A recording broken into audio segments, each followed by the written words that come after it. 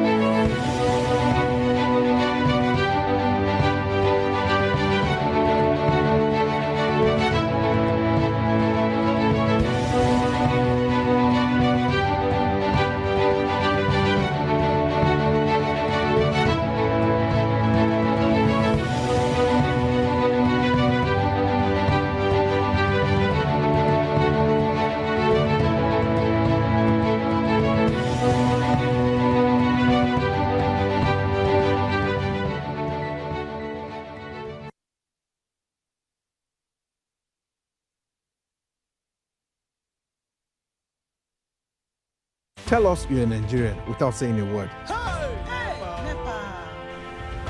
Energy security is one of the most pressing issues for many developing countries like Nigeria. And if there's going to be any meaningful progress, addressing our energy issues is non-negotiable. I need to see light from my house. Make them do something. Band A is expensive. I literally have to turn off all my appliances just to reduce costs. We need light. Introducing the Energy Outlook, your go-to show for everything energy. Every week, we'll bring you the latest insights, innovation, and in-depth analysis of Nigeria's energy sector. From policy discussions to regulatory insights, we'll analyze the key decisions influencing growth and sustainability in the energy sector. We'll bring you the human stories behind the headlines, giving you a personal perspective on the broader energy challenges. Join me every Friday at 6 p.m. for the Energy Outlook, your guide to the future of energy, where energy means business.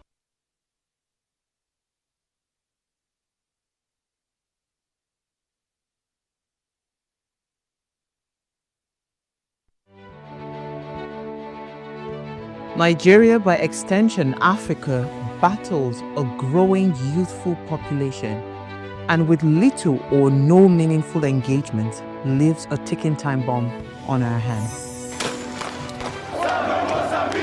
We are a blessed continent with great wealth, both in people and material. Our focus on ways remains driving conversations that affects us all. Topics in the news, social concerns, politics, leadership, governance, empowerment, resource management, conflict management, finance, SME sustainability, technological innovation, food security, health, education, brain drain, our well-being, citizenship, and much more. Our goal is to continuously drive these conversations, keep them burning at the table to effect a positive change, both for our nation and continent. Ways, what are you saying, has a secret ingredient that completes the conversation every single episode, and that ingredient is you. Our past conversations shaped our yesterday. To shape our tomorrow, we must keep talking. So, I want to hear you. Be a part of our live conversations Mondays through Fridays. And let's all have our say.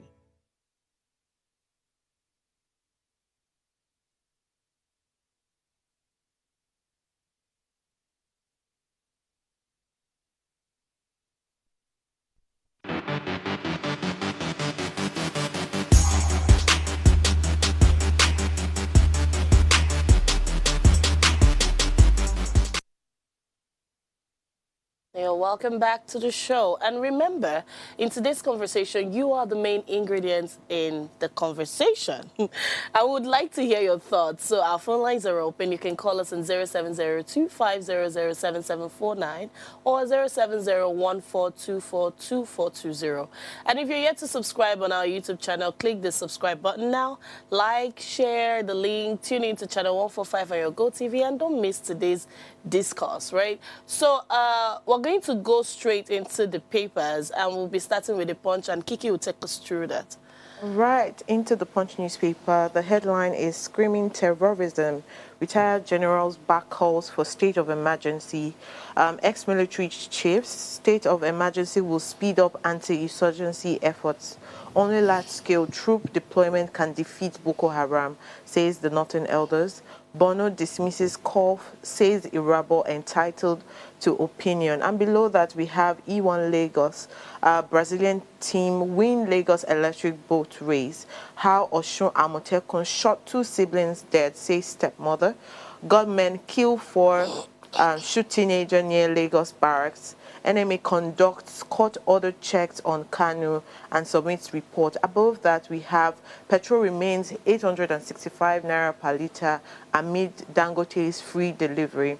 Another story here reads, FX inflows push naira to 1,465 per dollar. The last but not the least story I'm going to be taking here is Nigeria's trade with African countries surges by 610 billion. And honestly, a lot of stories capture my attention here, but I'm going to talk particularly about the disaster that has stayed for the longest, which is the terrorism issue. And for the first time, I completely agree with all these generals that there has to be a state of emergency in some northern states because of the height of banditry and kidnapping that has happened in that place.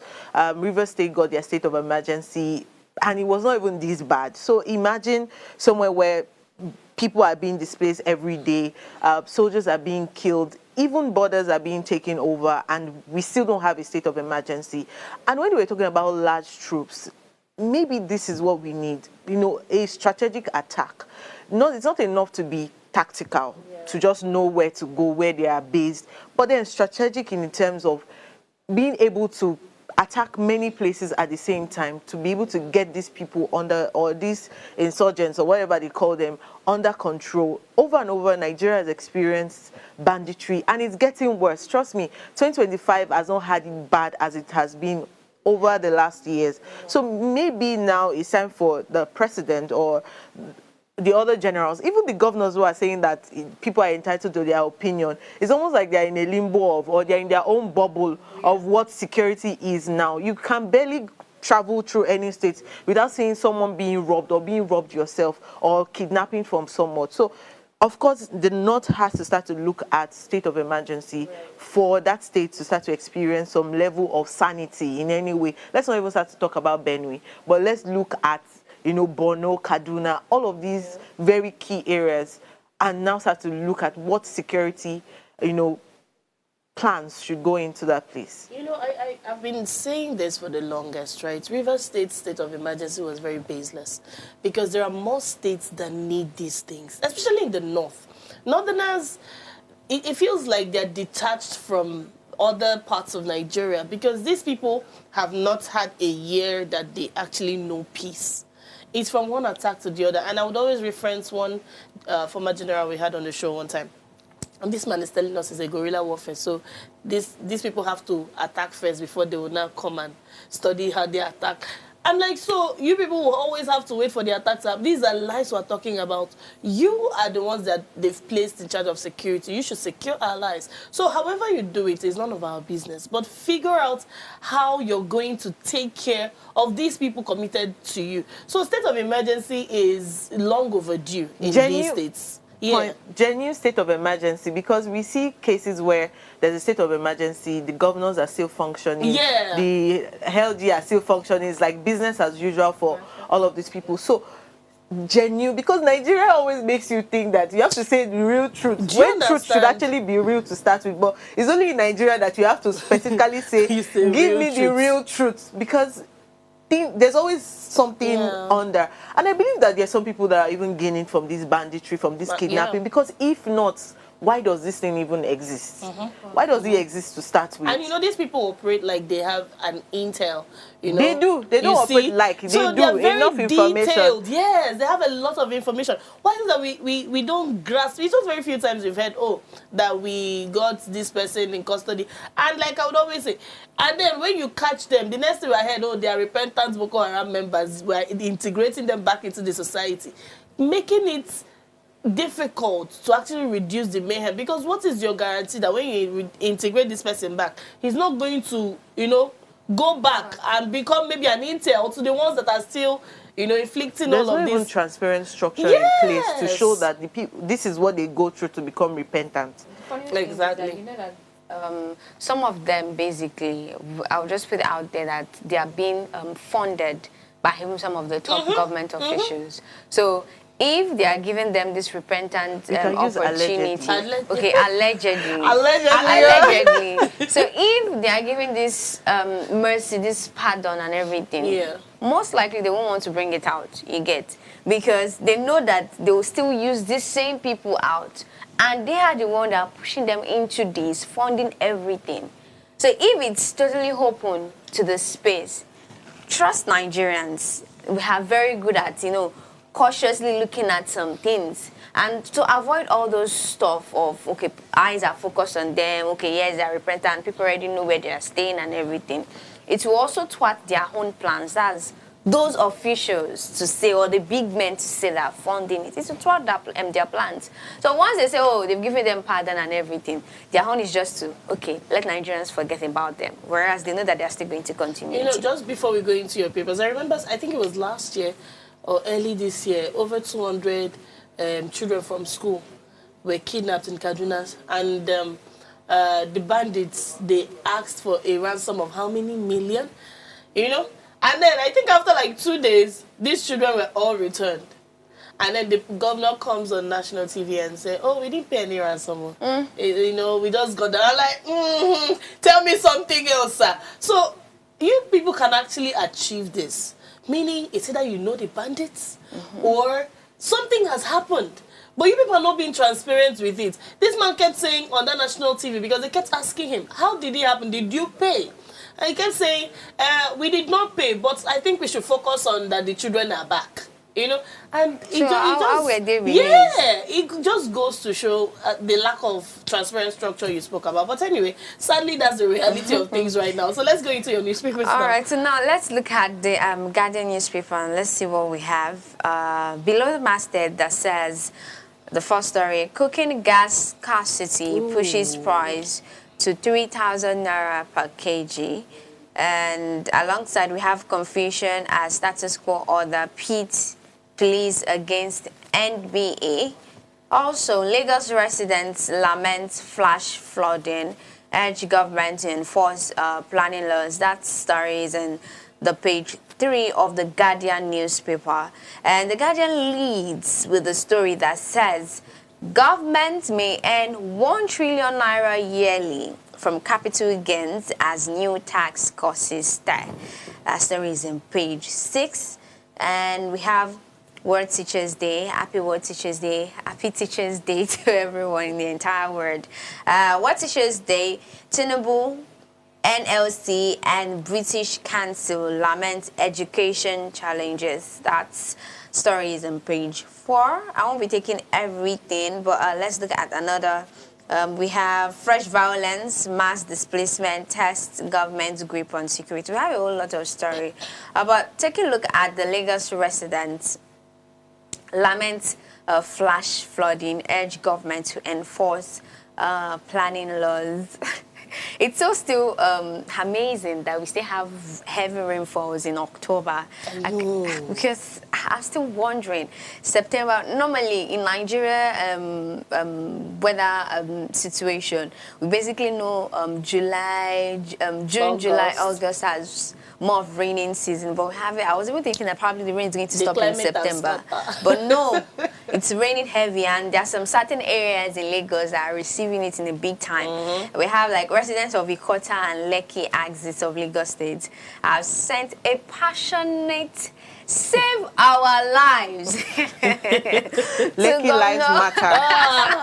To Governor Babajide. Oh yes, I remember there was a time when one of the ministers says that they should be careful of the water they are taking, so that it shouldn't be that they are taking shit water because of the flood and everything. So I'm wondering now, they are all coming out, save our lives, please, to the state's governor, that's Babajide Sanwo-Olu, describing the weekend's downpour as yet another nightmare that left homes and roads completely submerged.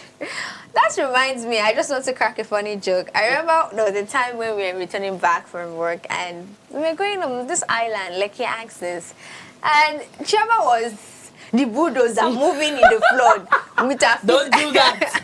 I was like, oh, don't do that to me. So funny, but the situation is already becoming alarming. Like residents, this flood has destroyed so many businesses, even supermarkets. I saw a video one time where a supermarket was being flooded and everything. So it stopped businesses, forced families to, relocate from one place to the other, and even putting us at a particular detriment. Recently, we talked about the spread of cholera. Flood could also be another issue that could also send or spread this particular disease that we actually talked about. That was a few weeks ago. So yeah, let's look at your other newspaper. So I did have one. We are actually pressed for time, but we're going to go on a very short break, and when we come back, we'll open up the conversation that we have today. Stay with us.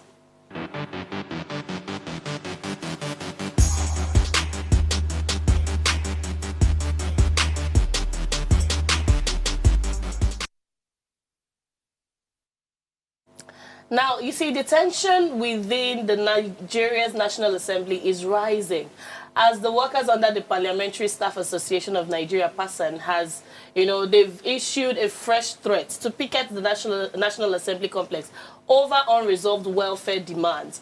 Now, in a letter to the clerk of the National Assembly, CNA, the workers accused management of failing to implement consolidated legislative salary structures, what is called CONLES. Now, a salary review that has been pending since 2010. Now, they also cited poor working conditions, unpaid allowances, and lack of staff promotions as reasons for their frustration. Despite several meetings and assurances, PASAN says the leadership of the National Assembly has failed to act, describing the situation as unbearable. Now, the union is threatening industrial action that could disrupt legislative activities if their demands are not met. Now, joining us to discuss this issue, we have Comrade Amechi Asuguni, the former deputy president of NLC and an industrial and labor relations expert, to help us, unravel, unpack this whole development. Good morning, sir, and welcome to the show. Good morning, world. Thank you. Thank you so much for being here. And I love the fact that you are the former deputy president of NLC, so you would help us, discuss, open up the fate of these workers. So, first question, really, why has this CONLES structure remained unresolved since 2010, despite repeated promises by successive leaderships? And we know that this National Assembly, these are our senators and all, they have, I think in 2023, there was a time it leaked that they had holiday allowance of over 2 million naira. So the money is there. So what is really holding this one now for the workers? Again, I would title such as attitude-based syndrome, where you have a country where production is not tied to wage. People see wage as being awarded discretionally, and the welfare of the workers over time has not been considered a priority for organization, especially in the public sector. So each time they can even threaten you that they can do away without workers. This is unfair to Nigerian workers because, especially from the National Assembly, yes, where without these workers, they cannot put their day-to-day activities to work. And unless they threaten in this order, that is the only time National Assembly begin to feel the impact of their workers. And it goes beyond successive leadership of the House. It has to do with culture, where we develop a friendly culture that respects stakeholders in the engagement we carry out as our business. Then the business and welfare of the workers will be considered highly, it will be prioritized. Because if they dare picket or withdraw their services, there is no function in that National Assembly, I can bet you. But must we continue in this order? The other day was Pengasing, and today we are talking about National Assembly. Here and there in other private sector, you see workers, the grievances are not being attended to. So for me, I think we should change our attitude on how we perceive workers' input. Thank you very much, Comrade Amechi. And it's quite sad that many times we still face the issue for many parastatals, how workers are being paid. And I like that you highlighted that it's more of an attitude problem. Many times we only talk about the problems, not the human problems, just the problems as a general overview. And this is not the first time, PASAN has gone head to head with the management of the National Assembly. In 2021, it happened. And again, in 2023, it happened when the union, down tools over similar welfare issues. Yet several of those demands still remain unresolved today. Many Nigerians, like me, are asking if the people, who make laws about workers' welfare are struggling to even implement fair treatment in their own institutions. So what message do you think that starts to, send to the rest of the civil service and even to Nigerians at large? Like, they're not going to care about the people in the upper place. So what about us that are just doing our 9 to 5 on a daily basis? So what does this mean for Nigerians and even the civil service? I think it still boils down to each party try as much as possible to state your value, because nobody can tell you if you don't tell them. So Nigerian workers, like they are used to, each time there is a neglect, workers will speak up. Because if there was no advance notice to picket or to withdraw service, we won't be talking about it. And each time we talk about it, it's a minus for the erring party. In this case, the leadership of the National Assembly. I want to believe that when you make a promise, you make a promise with purpose. And that purpose will drive you to implementing it. Whereby we make a promise and we go to sleep, it shows that you totally disregard the input of these workers, which is not telling well in our system. Workers are giving value, and that is why we say dignity in labor. Yeah. Everybody that performs one function or the other in achieving organizational goal does so for the success of the organization. And at the end, reward is a compensation for legitimate work done. It's not given as a bonus. So each time we continue this scenario, it tells you that it's attitude-based, and until they are forced to change that attitude, including Nigerians, because whereby you have elected 360 people to come and represent you, and they fail in their duty of paying those working with them, or at least advance their pay in such a way that we can give it. It's attractive, going by what they go on with. I think this will mean fairness to Nigerians. And Nigerians also will use this as yardstick to judge their voting whenever the time comes for election. All right, so thank you so much for what you explained earlier on. So I want to ask this question. It seems that there is a lack of transparency, not just even among, among the government officials, but specifically the lawmaking bodies. Now, there's this, how do you feel, or how do you think, or what will you suggest that this particular workers working in this particular sector should handle such cases where even people at the top have been giving them queries and even sanctionings and even threatening them in indulging in these union activities? So what can you say about that? Yes, that is the reason trade union must sit up. Trade union must sit up because it is a lawful provision to do so. We will sit up to the extent that the labor centers must protect the industrial unions up to the branch level. Workers are protected when they know that their speaking up will not be affected. Workers are protected when they know that the actions they are taking will definitely not hurt them. And each time we hear employers, like we hear of Dangote and Pengassi, threatening to command their own way of letting unionization, it's laughable because you cannot turn the table when it suits you better.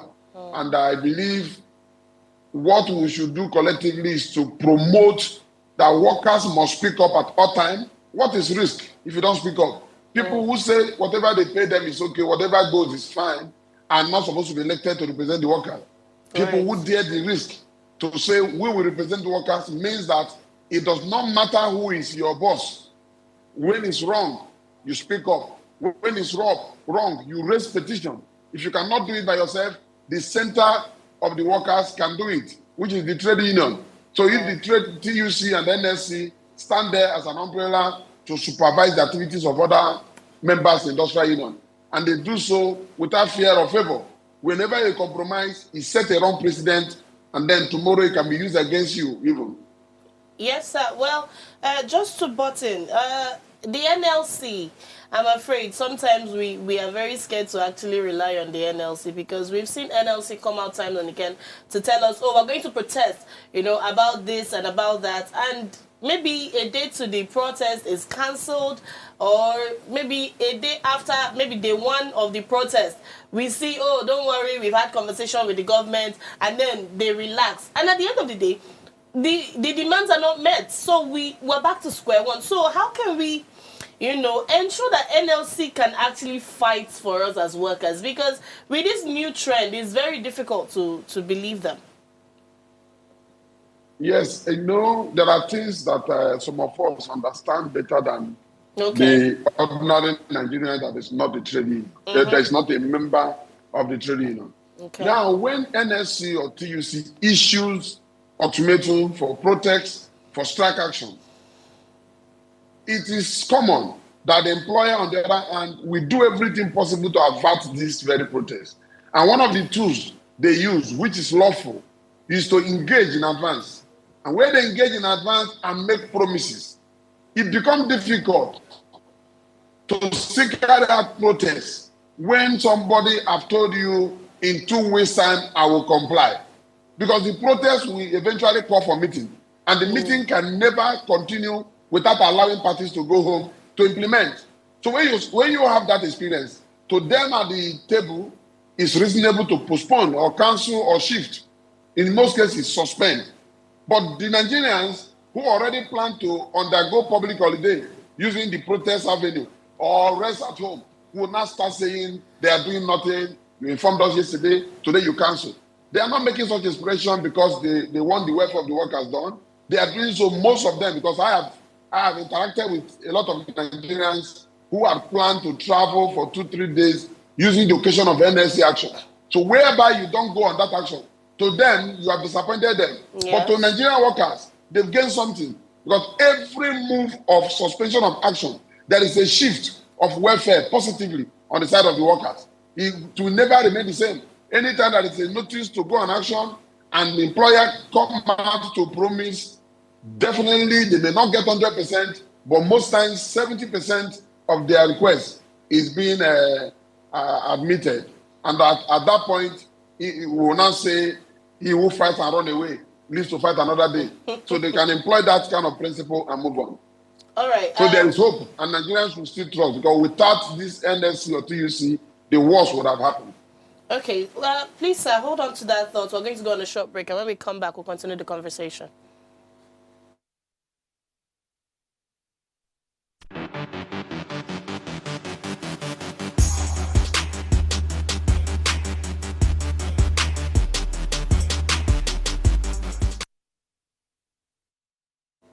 We are back, and we've been talking about the price of neglect, you know, spotlighting the situation with the National Assembly staff who are threatening picketing as a result of, you know, delayed fulfillment of promises and everything else they've been demanding. So, and we're talking with Comrade Amechi, who is a former deputy president of the NLC, and is helping us to unravel the whole situation. Comrade, are you still with us? I'm here. Oh, great. Thank you. So I wanted to ask, right, what legal options are available to PASAN if management continues to delay implementation? Yes, every of the instruments we use, consider them legal. When it comes to even the picketing they're referring to, it's legitimate. The strike action is legal. And some people have also come out with the opinion that you can go to court.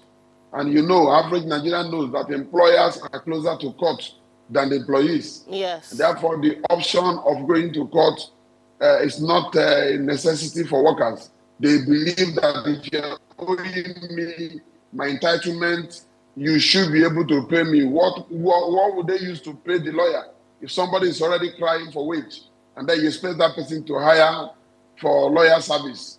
So some of these things they are doing, give notice to employer, to call for a meeting to discuss your demand, and then when that fails, you issue ultimatum, notifying them that you may not be willing to continue giving your service if your interest is not protected. Don't forget, these workers are the key stakeholders for every organization to succeed. So if their interest is not captured, it means we have danger ahead. Because any employer that does not consider the welfare of the workers as important as the success of the business is not ready for progress. So workers' agitation is one of the competitive tools to promote, and they should do so without realization. All right, sir. So you may mention about the several ways that can be employed by these certain workers, and you stated that the picketing is one accepted way.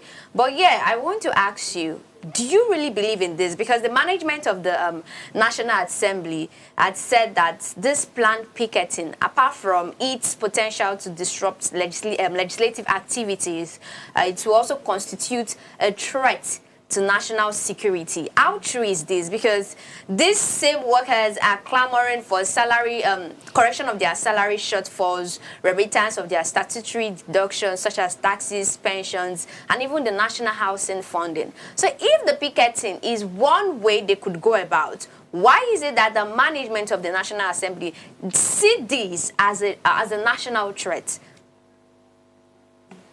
You know, anybody who wants to destroy will give a title that will promote destruction. The scenario of national threat is in the other case when employer fail in his own obligation. That is the one that constitutes national threat because it is given that workers will react. And the reaction of workers, the consequence should be managed by the management of National Assembly.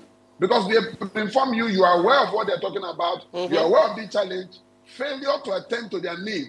That is what will constitute the national threat, not the picketing. The picketing is a must because they have to go home with something at the end of the day. Don't forget, all of this leadership we refer to, they are tenure-based. Yes. And somebody will take a commitment believing that 2027, not all of them will come back. Some of these workers have been there for a long time. And year in, year out, their demands are not met. Agitation at a point must be strong in order to get results.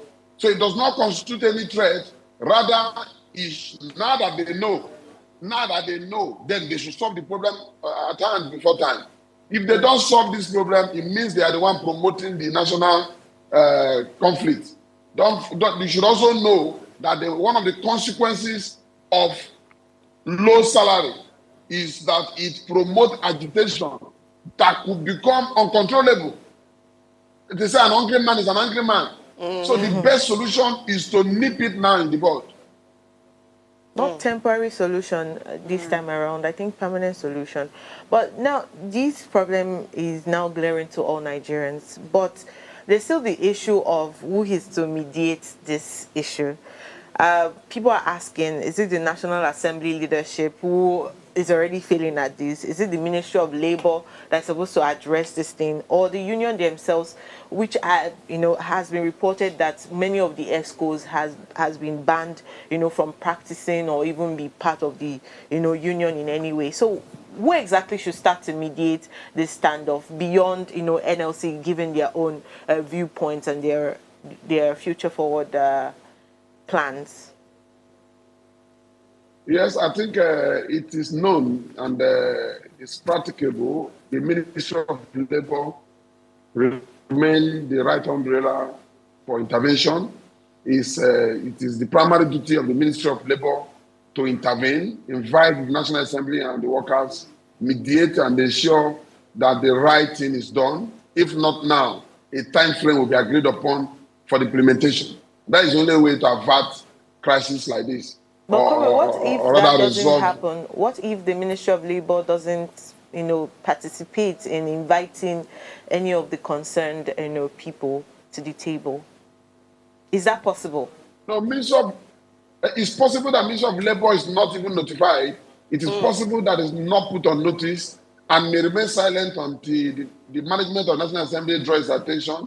The workers know their employer. The workers know their demand. And the workers will go for it. So it doesn't matter. They are not looking for who to invite them. They are looking for attention. And if you don't give them attention, they will do the needful to attract that attention, which is the picketing. So if workers have resolved to picket, I believe it is for the interest of Nigeria that Ministry of Labor pick interest, so that it does not also result to a situation whereby Mr. President will blame the entire instrument. They should be the one working out a template of production-based wage, so that people will stop seeing wage as if they are just giving, they are dashing out money to workers. Wage should be tied to productivity, so that people are working, they are getting their pay. Because I know the law permits the workers to make himself available to work. The same law permits employer to make the work available for the worker. So whereby you have absence of target, we don't have target in our industry, and people just blame every failure on workers. In this case, the management of National Assembly need to sit up to make provision of what law demands them of in regard to workers' welfare. All right, comrade. So beyond the implementation of the salary structure, that is the CONLES, what other reforms are we going to need? What reforms are needed really to modernize the welfare and structure of Nigeria's public service? Because it's long overdue. Yes, it just like I just mentioned a few minutes ago. Reform should be in the behavior of our work instruments. If you go around Nigeria, apart from private sectors who truly drive for profit making, other public service like we have in our country, both at the state level, local government, and the federal, we have to deliberately define a template that will be governed by production versus wage, such that the day-to-day activities is known for its result. That is the only way a day absent will mean something to both the worker and the employer, in this case, the government. But whereby we have a faceless template. As I speak with you, go to the ministries. Fridays are like public holidays. Can anybody define that? What does it mean? It means we are not promoting decency in the place of work. You can't blame the workers. If the director, if the PAMSEC, if the minister, or whoever that is supervisor of that ministry is not on duty, it is bound that workers will behave in that direction. So we must strengthen the attitude of our commitment to the work, to our core value in terms of our career. The agenda of Nigeria should be seen in a lawful template, and every worker will be driving to achieving it. Monday is as good as Friday. Every day in the week is as useful as any other day. But whereby we classify the days we put effort, the days we don't. Then when it comes to wage in this order, they start seeing it as, where do we get money to pay wage? Where are you getting money for your own allowance? Where are you getting money for your travel? So the same method, if you are not funded by what we do, we'll continue to complain. Let the work fund its wage. All right. So, sir, I want to ask, because you made mention of the attitude to work to even the workers in the system, and we know that for every system, basically in Nigeria, there's what we call checks and balances, where one particular ham is being checkmate by the other ham. So, I want to put this to you: who should we blame for the negligence or the lack of carrying out their responsibility? That's the management of the National Assembly. Who should we blame for this issue? Because yes, the management supersedes the workers, but I believe that there's also someone who also supersedes the responsibility of the management of the National Assembly in aligning with the checks and balances. So who are we going to tag this blame to that is not holding them responsible to carry out their duties for their workers? Yes, normally I am not a promoter of blame game. I just believe that every party knows what is right. Every party knows their commitment. When we refer to management of National Assembly, you are referring to the leadership of National Assembly equally, because there is nothing they do without the authority or the approval of their masters. I want to believe that in this very case, the management of National Assembly had notified also the leadership of National Assembly on the challenges at hand, and failure to get response from the management of National Assembly is as good as the National Assembly leadership not responding to the workers that carry out the activities in the assembly complex. So I think they should take responsibility of what is going on and ensure that they avert picketing. Picketing is not about how long it lasts. It's the message that they are sending. That is what is poured before Nigerians. Because this is the lawmakers we are referring to. And if National Assembly could have their workers treated in this manner, Nigeria will begin to dig into their own welfare. And that is what I think will be forming distraction for the society. What we should be thinking now ahead of the next election is how to make the right choice. But now, again, we are talking about those already working and not being treated fairly. So what is the fate of the teeming thousands and millions of Nigerians that have no job? If the few that are working are not paid properly, then what is the hope that getting employment is now something to yarn? Because you see people promoting that individuals should begin to fund themselves. Individuals should think towards agriculture. But I tell you, without government participation, even in the agriculture, it's difficult for anybody to strive fairly. Because the cost of production in this country is totally unbearable. That's right. No electricity, no social amenities, and it's a problem. So I think National Assembly leadership should take responsibility and give the right directive for this matter to be resolved. Thank you very much, Comrade Amaechi. And, I'm going to be, giving my last or my parting shot this morning because we've run out of time.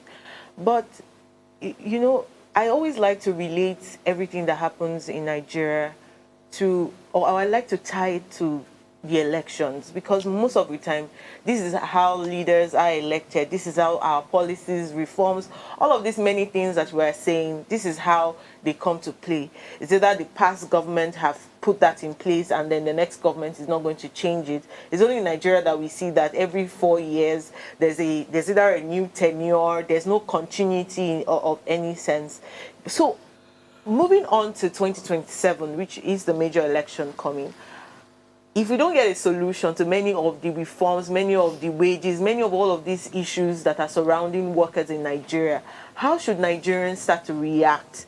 How should these start to inform Nigerians' decision into the next election? What are the kind of demands other than women empowerment, children empowerment, disempowerment? What other things should we start, real, change should we start asking for and demanding from any leader running again in 2027 or running for the first time in 2027?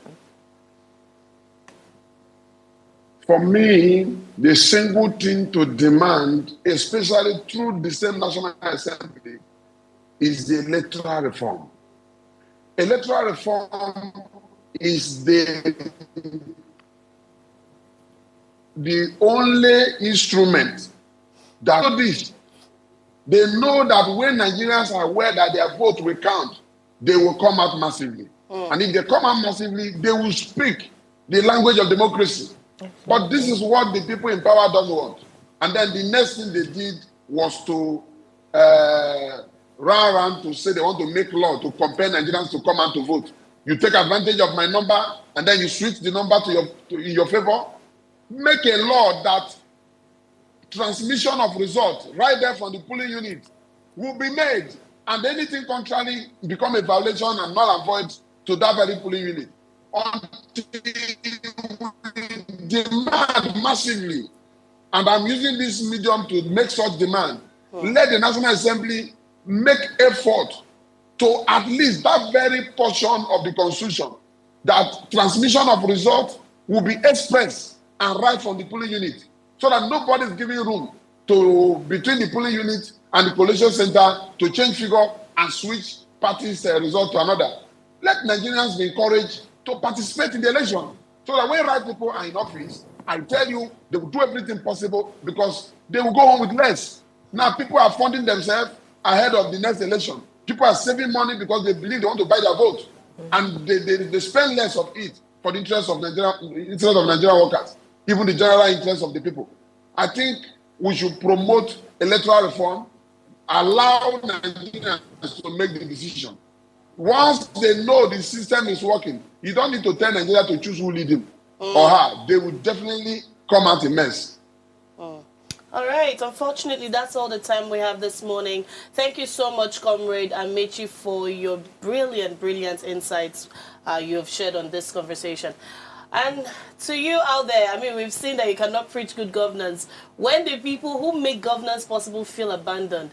The National Assembly workers are not just employees. They're the backbone of the legislative function. And when their welfare is ignored, it exposes the disconnect between the Nigerian leaders and those who actually serve beneath them. So if the lawmakers truly believe in justice and equity, then fairness must begin at home, because dignity for workers is not a privilege, it's a right.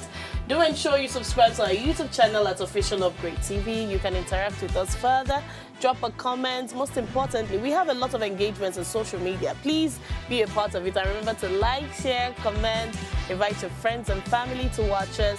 And as you go about the rest of your day, please enjoy it. And we'll see you tomorrow. Bye-bye.